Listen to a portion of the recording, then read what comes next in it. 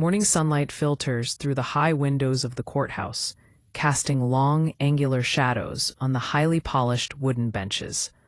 The room smells faintly of aged wood and nervous anticipation, a subtle tension that seems to settle into every corner. Kody Brown sits at the front, shoulders tense, hands clasped tightly on the table before him. His jaw is set, but his eyes betray something else. Unease, anxiety, and maybe even fear. Across the room, Christine sits with a posture of composure that almost seems rehearsed, but a flicker of fire dances in her eyes, betraying the anger and hurt simmering beneath her calm exterior. Janelle bends toward her attorney and starts to whisper words no one else can hear, her eyes darting occasionally toward Kody.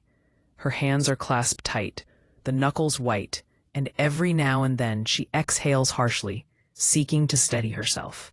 Meri stares at the floor, her body quivering as if the weight of the past weeks, months, maybe even years, has physically crushed her. Robyn is quieter, with a notebook in her hand, fingers tapping softly on the leather cover, in a way that sets off silent signals of tightly controlled nerves. The courtroom is alive, its every heartbeat echoing in the stillness, each movement a silent prelude to the storm about to erupt. The judge enters, robes swishing with authority. All heads in the room rise. The gavel strikes, sharp and commanding, cutting through tension. Kody Brown, she begins, voice unyielding. This court is ready to hear the statements pertaining to allegations brought forward by your spouses regarding financial discrepancies, hidden communications, and matters of trust within the family unit. Are you ready to proceed? Kody swallows hard, a bead of sweat rolling down his temple. Yes, Your Honor, he says in a voice low but steady, betraying none of the whirlwind of thoughts racing through his mind. Christine stands up first. Every action is calculated, exact, even a bit ritualistic. She clears her throat. All eyes fall on her, drawn by the weight of what she will say. Your Honor, she begins, this isn't just about the money. It's about honesty, transparency, and respect, things which for a long time have been denied to me. Her voice quivers slightly, but strengthens with every word. We trusted him with our lives, and he broke that trust. Murmurs fill the courtroom. Tension fills the air. Janelle's voice shakes as she steps forward next, hands fidgeting with the edge of her sleeve. I just want to know the truth, she says, eyes darting toward Kody. I want to understand why decisions were made without me, why my voice was ignored. Kody's lips press tighter. Robyn's notebook clicks shut, and she stands slowly, the weight of composure almost tangible. I am not here to attack anyone, she says softly, almost to herself in a whisper. But truth does matter, even if it hurts. Meri's turn is the hardest. She stands up, shaking, her eyes wet. I loved him. I trusted him. And I don't recognize the man sitting here anymore. Her words remain suspended in the air, heavy with heartbreak, and it feels as though the room shifts under the weight of her emotion. The questioning starts. Receipts, bank statements, text messages, emails. These are slid across the polished wooden table, silent witnesses to betrayals long buried.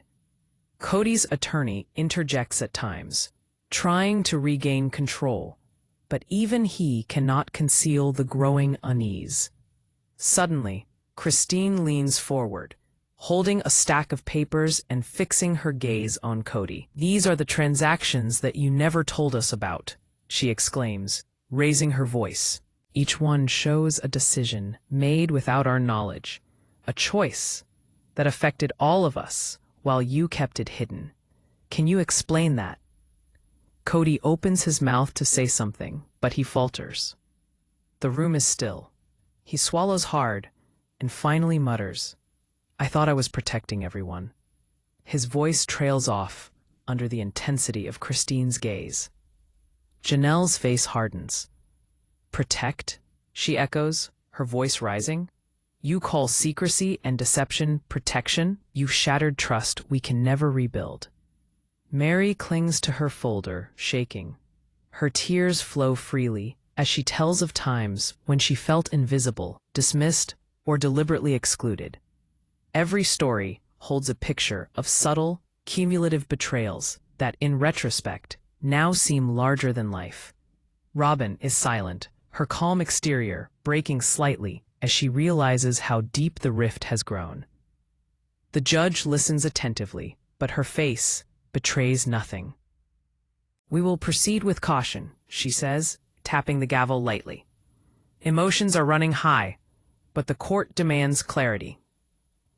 Christine introduces her most damning evidence to date. A series of hidden bank statements that prove Kody's actions were not only secretive, but deliberate manipulations. Each spouse had unknowingly contributed to accounts that Kody controlled alone. The courtroom murmurs. Kody pales as he realizes the facade he had built was starting to crumble. Robyn exhales slowly to steady her pulse, while Janelle's jaw clenches in anger and disbelief. Meri's sobs have become a mournful cadence that seems to bounce off the wood panels in the room. Kody fidgets, shifting uncomfortably in his seat, not able to meet anyone's eyes as the weight of years of secrecy bears down on him. Then Christine drops a bomb. Hidden financial transaction after hidden financial transaction, each one more damaging than the last. Her voice rises, shaking but steady, as she presents a picture of years of manipulation and deception. Kody's eyes go wide. This isn't a confrontation. It's an unmasking. The judge orders a short recess, as increasing feelings build within the room. Outside, whispering makes its way up and down the hallways. Camera flashes blur as reporters murmur to each other, anxious for any hint of the drama that will unfold. Inside, Kody remains frozen. Listening to the growing evidence and tearful testimony, he realizes the next several hours will define him, not as a patriarch, but as a man facing the ramifications of his decisions. As the session resumes, Christine's last words seem to hang in the air like a dagger. We are not asking for forgiveness. We are demanding the truth. Kody looks around, cornered, his mind racing. Every eye is on him, every gaze a mirror, reflecting back the choices he has made and the lives he has affected. The courtroom is no longer just a room. It's a battlefield where trust and loyalty are at stake. The evidence slides across the table once more. Emails, receipts, and text messages, each more incriminating than the previous. Kody's attorney tries to explain, but the damage is done. Above the murmurs, Christine's voice rises, recounting long-concealed financial moves and promises broken. Janelle clasps her hands, Meri's face contorts in heartbreak, and Robyn's composure finally cracks. The gavel strikes once more. The judge orders continuation of the session the next morning. The spouses leave the courtroom, weighed at every step by anticipation and dread. The world outside is watching, waiting for the next revelation. Kody stays behind, staring blankly at the bright floor, knowing the truth is not easy to accept once it has been revealed. The courtroom reconvenes the following morning, and the atmosphere has shifted. The polished wooden floors shine under the harsh fluorescent lights. There is no warmth here, only tension, seemingly pressing down on every person inside. Kody Brown sits upright at the defense table, shoulders tight, fingers drumming nervously against the polished surface. He takes in everything in the room, but with each glance it seems to grow heavier than the last. Opposite him, Christine leans forward, her chin upwards, her eyes ablaze with the weight of one who's waited too long for justice. Janelle sits beside her, trembling slightly, trying to steady her voice and composure, while Meri sits rigid, clutching a folder so tightly her knuckles are white. Robyn, ever calm, observes quietly, her eyes keen and analytical, notebook closed but ready. The judge enters, gavel in hand, and the room rises instinctively. "We will proceed," she announces, her tone crisp and commanding. "All parties, please present your statements clearly and concisely. Emotions are expected, but decorum must be maintained." The prosecutor rises first, calling a witness. The family's longtime accountant, a woman who has meticulously maintained the family's finances for over a decade. She approaches the stand, carrying a binder thick with statements, receipts, and notes. Her presence alone causes Kody to shift in his seat, his face pale. "Can you confirm," the prosecutor begins, "that the transactions on these statements were conducted without the knowledge of all involved spouses?" "Yes," says the accountant flatly. "There were several accounts and transactions that only Kody Brown had access to. Some of these expenditures were made without complete disclosure to the family members.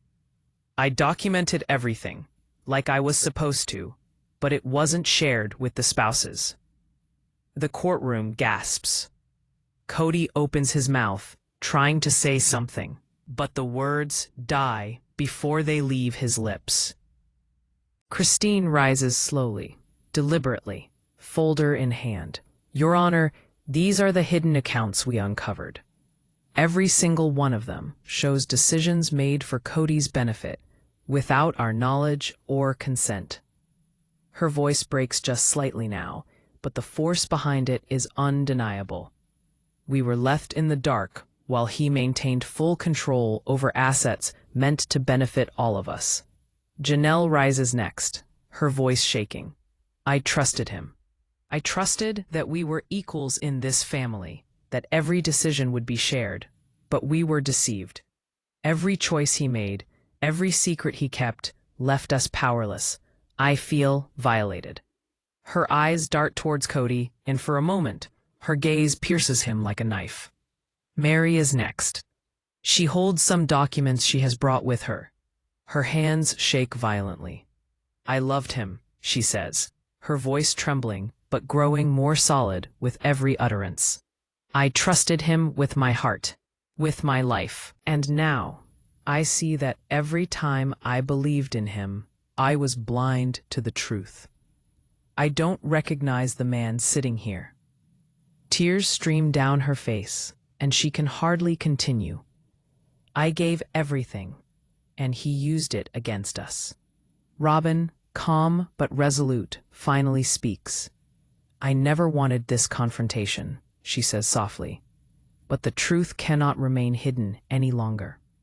Every action counts. Every decision has consequences. The facts presented here reveal more than just financial secrecy. They reveal manipulation, favoritism, and betrayal." The prosecutor slides a stack of emails across the table. Christine takes them, reading aloud with a measured but sharp voice. These emails are private communications between Kody and a financial advisor, texts promising secrecy, and messages that directly contradict the statements Kody made to his spouses. Each word lands like a blow. Kody's lips part slightly, and for the first time he looks vulnerable, his composure faltering. Janelle clutches the edge of the table. "He had promised transparency," she says, her voice breaking. "He had promised equality, and here we are, manipulated, silenced, and betrayed." Her voice shakes, but it's louder now, almost defiant. "I believed in him. I defended him to the world, and now I see the lies beneath the surface. Lies that were carefully calculated to isolate, to control, to dominate. And we, his family, were the unsuspecting victims." The room is electric. Even the courtroom staff can feel the tension vibrating through the walls. Cameras flash, microphones whir, and the spectators lean forward in anticipation. Kody's attorney stands, attempting to mitigate the damage. Your Honor, my client never intended harm. Any discrepancies were mistakes, not malicious actions. He acted in what he believed to be the best interest of his family. Christine's eyes flash with anger. Mistakes? These are not mistakes. These are deliberate actions that betrayed each and every one of us. Kody knew exactly what he was doing, and he did it anyway. Every transaction, every hidden communication, it was manipulation disguised as protection. Robyn finally intervenes. Her voice, calm but firm, cuts through the tension. We are not asking for vengeance. We are asking for truth, accountability. A recognition that trust cannot be taken lightly and betrayal cannot be ignored. Kody opens his mouth, finally attempting to speak. I thought I was protecting everyone, he murmurs, voice barely audible. I never wanted to hurt anyone. I was trying to. I thought it was for the family. His words falter under the weight of the room's scrutiny as he struggles to find something, anything, to justify years of secrecy. She shakes her head slowly, a sad cast to her expression. You thought you were protecting us, she repeats. But protection does not call for deception. Protection does not call for isolation. Protection does not call for keeping the truth hidden until it finally explodes in front of everyone. What you did was to control, not care. Janelle's hands shake as she recounts the moments when she was deliberately excluded from family decisions, birthdays, vacations, and financial choices. With each memory, another layer builds in the growing storm of betrayal. I was silenced, dismissed, erased, she says with a crack in her voice, and I cannot forgive that easily. And Meri steps forward once more, tears streaming down her face. I'm not here to hurt him, she says softly, but I cannot pretend any more. Every act of deceit has consequences. Every lie has a cost. And we are paying it now. And the judge leans forward, gently tapping the gavel on the bench. Mr. Brown, she says, the evidence presented, along with testimonies, is extensive. You must answer truthfully. Were these actions intentional? Kody swallows, the room holding its collective breath. I wanted to do what I thought was right, he says, voice cracking. I thought I was keeping peace. I see now. I see how wrong I was. Suddenly, Christine leans forward, holding up a series of letters that were written years ago but never sent. These were meant to be shared with all of us, she says, voice trembling. Instead, they were hidden. Promises, explanations, confessions, everything he kept to himself. And now we are left to pick up the pieces. The accountant is called again. She produces a ledger showing transfers that were redirected for personal use. Assets shifted from joint accounts into private accounts only Kody controlled. Whispers ripple through the courtroom. Kody looks stunned, unable to speak. Robyn leans forward slightly, her calm composure masking the shock even she feels. Janelle covers her face with her hands, and Meri's sobs fill the silence, each tear a testament to years of concealed betrayal. Christine finishes with a flourish. We were promised equality, transparency, trust. What we got was manipulation, control, and deception. And now, Your Honor, here is the truth presented before you. Every action, every decision, every secret revealed. Kody sits frozen, his hands shaking. He has never faced the full weight of his choices in such a concentrated, explosive way. For the first time, the family's patriarch is not in control. The morning sun barely breaks through the courthouse windows as the room fills with a heavy, almost suffocating anticipation. Spectators fill the polished wooden benches that groan under their weight.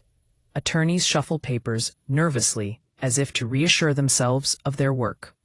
and the soft hum of cameras heralds the whole world watching with great attention. Kody Brown sits at the defense table with his body stiff, his hands clasped on the edges of the table with his knuckles white.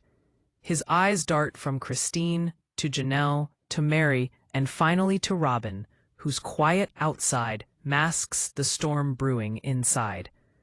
Each spouse wears their own brand of tension: anger, heartbreak, denial, and silent strength.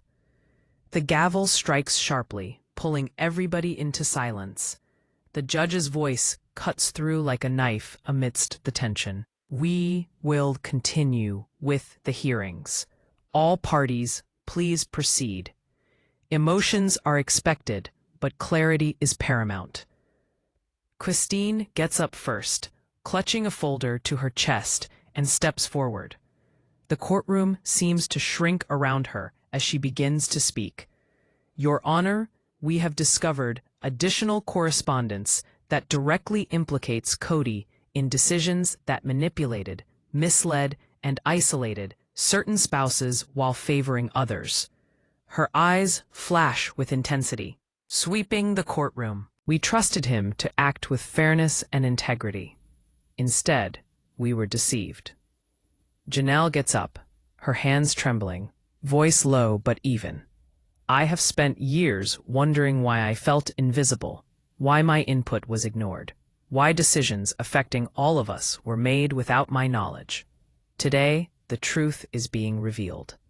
Her gaze meets Kody's briefly, a mix of sorrow and accusation that cuts through him. Meri follows, hands trembling, tears streaming down her face. I loved him, she says softly, voice cracking with emotion. I trusted him completely. And now I see that what I believed to be love and protection was actually control, secrecy, and manipulation. Every day, I was deceived, left to live in a world built on lies. Next, Robyn speaks in a composed but firm manner. This is not about punishment. This is about accountability. Everything that is done has consequences, and it cannot remain hidden any longer. What we introduce here today shows patterns of behavior, decisions being made unilaterally, promises broken, and the betrayal of trust. The prosecutor recalls the family accountant to the stand. She spreads out detailed ledgers, transaction after transaction, showing transfers, hidden funds, and expenses Kody had never disclosed. The courtroom seems to vibrate with tension as she explains how certain assets were redirected to accounts only Kody controlled. Each revelation tightens the noose around Kody's credibility. Christine's voice rises as she reads aloud the emails showing Kody's communications with advisors and contractors, against his assurances to his spouses.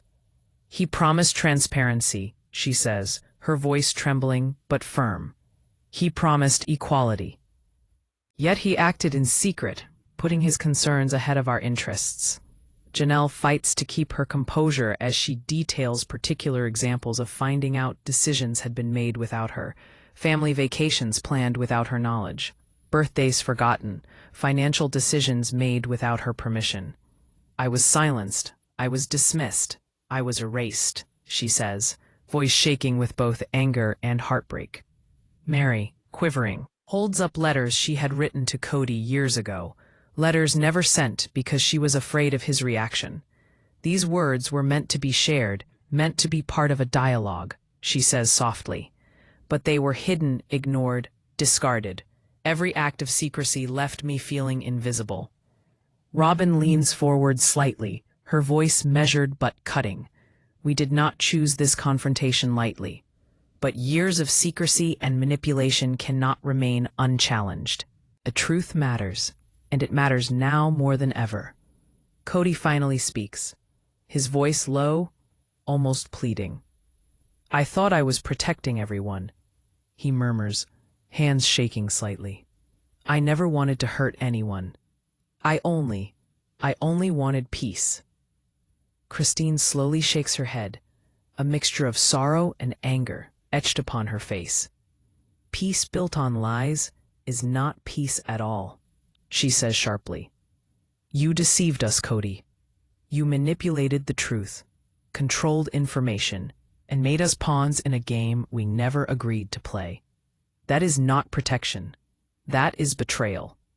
Janelle rises again, her voice stronger now, almost defiant. We spent years believing in a promise of partnership, fairness, respect. That promise was broken repeatedly, and now we are left to pick up the pieces of a life we thought we shared equally. The sobs of Meri fill the courtroom as she recounts the emotional toll of living in secrecy. I cannot tell you the pain of realizing that the person I trusted most was not truthful with me. Every action, every decision, every lie was a wound I carry to this day. Robyn steps forward, hands together. This is not just about the past. This is about accountability. Trust once broken cannot be easily rebuilt. What we have here is evidence of a pattern, a constant disregard for the emotional and financial well-being of spouses. That pattern cannot be ignored. The judge leans forward, eyes focused on Kody closely. Mr. Brown, you have heard these accounts and seen the evidence presented. How do you respond? Kody swallows hard, eyes darting around the courtroom. I believed I was making the best decisions for everybody. He says quietly, I never meant any harm. I thought I was protecting the family. His voice cracks. Some of the weight of his guilt is beginning to show. Christine, her voice rising, produces the most damning revelation yet. A set of financial statements and legal documents that show a trust fund Kody established without full disclosure. This fund, she explains, was controlled solely by Kody, who could make unilateral decisions about large sums of money affecting all the spouses. The room gasps. Kody's face pales. The witness, the accountant, produces a ledger showing transfers that Kody had rerouted for personal gain, disguised as family expenses. The prosecutor points out each transaction and reads aloud the discrepancies and contradictions. Kody's eyes widen, and he leans back in his chair, realizing that the secrets he hoped would remain hidden were now exposed for all to see. Janelle covers her face, overwhelmed by an amalgam of sorrow, incredulity, and anger. Meri wipes her tears, her face a mask of heartbreak and fury. Robyn, ever the coolest of heads, permits herself a small sigh, betraying the hurt of it all. Christine's voice cuts through the tension. We were promised equality, trust, transparency. What we received was deception, manipulation, and secrecy. Today, the truth is laid bare for all to see. Mr. Brown, your actions have consequences, and those consequences start right here in this courtroom. Kody sits frozen and speechless, his hands shaking. For the first time, this man, who for so long controlled the narrative of his family's life, is no longer in control. The weight of years of deception presses down on him, and the room feels heavy with the collective gravity of truth finally revealed. Relief, sorrow, and determination are etched across their faces as spouses exit the courtroom. Outside, reporters whisper to each other, cameras flashing, capturing every detail. Kody remains behind, staring at the polished wooden table, knowing the next session will bring even more depth in scrutiny, more revelations, and the reckoning he cannot escape. The fourth session gets underway, and for the first time, the courtroom feels heavier than ever. The polished wood shines with reflected hard fluorescent light, while any warmth from the morning sun seems to have been replaced by an almost tangible tension pressed down on all those inside. Kody Brown sits ramrod straight at the defense table, his fingers tapping in nervous fashion against the polished surface. His jaw is clenched tight, his eyes darting endlessly, as if trying to read Christine, Janelle, Meri, and Robyn's thoughts. Each wife sat with a differently held energy. Christine, sharp intensity. Janelle, trembling defiance. Meri, fragile heartbreak. Robyn, quiet and controlled determination. The gavel resounds, and the room falls silent. We will proceed, the judge says in a firm yet unwavering tone. All parties proceed with due caution. Emotions are expected, but facts should be made clear. Christine stands, clutching her folder tightly to her chest. Her eyes lock onto Kody without wavering. Your Honor, we have uncovered yet more evidence of decisions made unilaterally by Mr. Brown, decisions that manipulated and controlled certain spouses while shielding others. These are not mistakes. These are calculated choices. The calm tone of her voice slices through like a blade. We are here today not to attack him, but to reveal the truth. Janelle stands next, her hands shaking. I trusted him, she says, her voice breaking with emotion. I trusted that our family ran on equality and fairness, but for years I was silenced, ignored, and excluded. Every decision, every secretive action chipped away at my trust. Her gaze lingers on Kody, a mixture of sorrow and accusation burning in her eyes. Meri's turn is the hardest. She clutches a folder full of papers tightly to her chest as the tears well up in her eyes, streaming down her face. I loved him, she whispers, her voice trembling, getting stronger by the minute. I gave him everything, trust, loyalty, heart. I was deceived. Each decision he made, each secret he kept, was a lie that slowly tore our family apart. And I can't forgive so easily. Robyn, finally speaking, is calm but firm in tone. I am not here to destroy him, she says softly. But the truth matters. Accountability matters. What we are presenting today is more than financial discrepancies or miscommunications. It is evidence of manipulation and betrayal. The prosecutor calls a key witness, the family's financial advisor, someone who has worked closely with Kody for years. She approaches the stand, carrying a stack of carefully organized documents. Her calm demeanor contrasts with the rising tension in the room. Can you confirm, the prosecutor asks, that Mr. Brown directed funds in ways that were not transparent to the spouses? Yes, the advisor says matter-of-factly. There were multiple accounts and transactions accessible only to Mr. Brown. Several financial moves were made without the knowledge or consent of the spouses. Everything was documented, but not shared. Christine leans forward, her voice rising. These accounts were hidden from us. Every decision he made unilaterally affected the family, and yet he presented it as if it was done for everybody's benefit. That is deceit. Janelle's voice steadies. I have tried to confront him, ask him questions, understand why he left me out.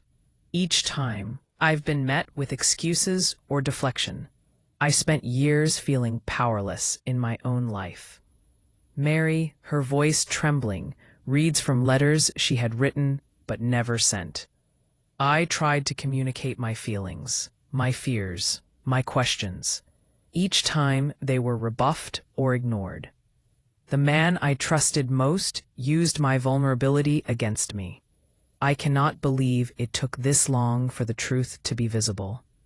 Robyn talks to the courtroom in a quiet, authoritative tone. We are not here for revenge. We are here for recognition of truth, for accountability, for the acknowledgement that trust, once broken, cannot be ignored. The evidence will show a clear pattern: decisions without transparency, manipulation, favoritism, and deliberate concealment. Kody shifts uncomfortably in his seat. His attorney tries to interject, but the room is already electric with tension. Your Honor, my client's intentions were to protect the family, he says, voice measured but strained. Any discrepancies were not malicious. They were errors in judgment. He acted with the family's best interests in mind. Christine's eyes flash. Errors in judgment? She repeats sharply. You call deception and secrecy errors in judgment? You call manipulating your spouses, silencing their voices, and controlling their access to information errors. This is betrayal, plain and simple. Janelle rises, her voice louder, trembling but determined. I'd have waited years to understand why I felt powerless in my own family. The evidence here answers that question. I was manipulated. I was erased. And now, for the first time, the truth is being revealed to everyone. Meri sobs softly, holding in her hands some documents showing further financial transfers and concealed arrangements. I believed in him blindly, she says, voice shaking with anguish. I trusted the man I loved, and now I realize that trust was misplaced. Every action, every lie, has consequences, and we are living with them now. Robyn's voice cuts through the sobs and murmurs, calm but forceful. The problem is not what happened in the past. The problem is accountability. This is about understanding the consequences of deception and manipulation. Truth is more important than convenience, more than comfort, more than appearances. The last and final evidence the prosecutor presents is emails and text messages that show Kody making decisions for personal gain, while keeping spouses in the dark. Each message comes off like a dagger, each revelation more painful than the last. Kody's face pales as the words are read aloud. Christine holds up a set of legal documents detailing the establishment of a trust fund by Kody many years ago. The fund was not disclosed to the other spouses, and it rested wholly in the hands of Kody. The room erupts with gasps. Janelle buries her face in her hands. Meri's sobs heighten. Robyn's hands shake slightly as she absorbs the magnitude of this new evidence. Kody swallows hard. I thought I was protecting everyone, he mutters.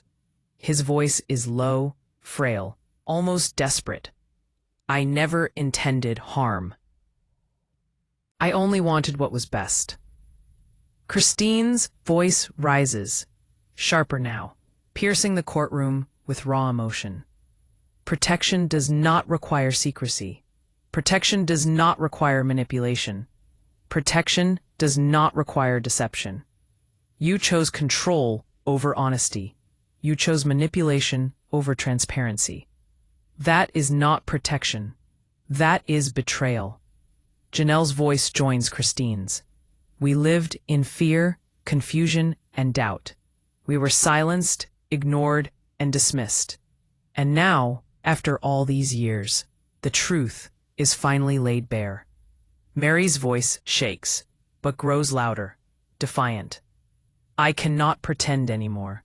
I cannot forgive what was done in secrecy. The consequences are real, and they are irreversible. Robyn leans forward, her voice calm and resolute. The issue at hand is accountability. Trust, once broken, cannot be ignored. The pattern is clear.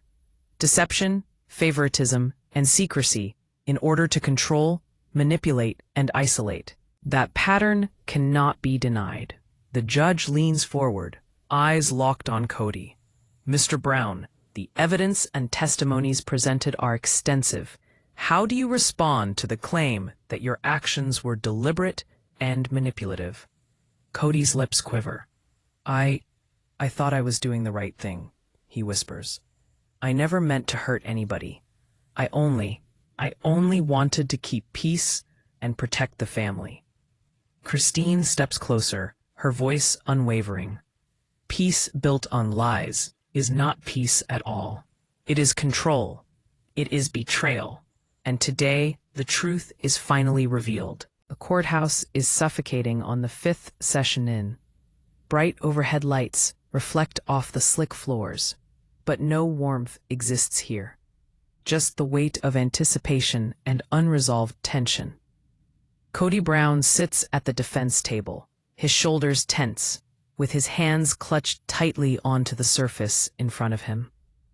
His eyes shift nervously, darting between Christine, Janelle, Meri, and Robyn. Each spouse exudes their own form of intensity. Christine's sharp, unwavering determination, Janelle's trembling yet defiant presence, Meri's fragile heartbreak, and Robyn's calm, deliberate composure, hiding the storm of emotions brewing just beneath the surface. The gavel comes down sharply. The silence falls upon the room like a heavy fog. "We'll proceed," the judge proclaims, her voice firm and commanding. "All parties, please tread with due care. Emotions are expected, but the facts must remain clear and in order." Christine rises first, her folder clutched to her chest as she steps toward the stand. "Your Honor," she begins, her voice steady but sharp. "Today we present evidence that reveals, besides financial deception, emotional manipulation, isolation, and intentional control over certain spouses." Her gaze locks onto Kody, unwavering. "We are here not for vengeance, but here to demand truth and accountability for years of betrayal." Janelle rises next. Her hands are shaking. Her voice is low, starting to gain strength. "I trusted him," she says. "I trusted that our family operated with fairness, transparency, and equality. All those years I got ignored, excluded, looked down on. Every decision, each action behind the scenes, rendered me powerless. Today the truth comes to light. It's Meri's turn, and her shaking hands clench around a folder of letters and documents she's brought with her as evidence. "I loved him," she says in a soft, quivering voice. "I trusted him with my heart, my loyalty, my life, and yet, at every turn I was deceived. Every choice he made, every secret he kept, chipped away at my trust and my sense of self. I cannot forgive easily what has been done." Robyn finally speaks, calm yet firm. "This is not about attacking anyone," she says. "This is about truth. Every action has consequences. Patterns of deception, favoritism, and secrecy cannot be ignored. We are here to ensure that accountability is recognized." The prosecutor calls the family's longtime financial advisor to the stand. She carries a binder full of meticulous records of transfers, accounts, and expenditures. Her tranquil exterior dramatically contrasts with the rising tension in the room. "Can you confirm," the prosecutor asks, "that Mr. Brown directed funds in ways that were undisclosed to the spouses?" "Yes," says the advisor calmly. "There were several accounts and financial transactions which only Mr. Brown had access to. Some decisions, too, were made without the spouses knowing, let alone their consent. It was all recorded but not revealed." Christine leans in, her voice raising slightly. "These accounts were hidden from us. Every decision that Kody made impacted the family, yet he presented it as though it was done in our best interest. That is deceit." Janelle rises again, voice steadier than before. "I confronted him many times, seeking answers. Each time, I was met with deflection, excuses, or silence. For years, I felt powerless in my own family. Today, the truth exposes the reasons why."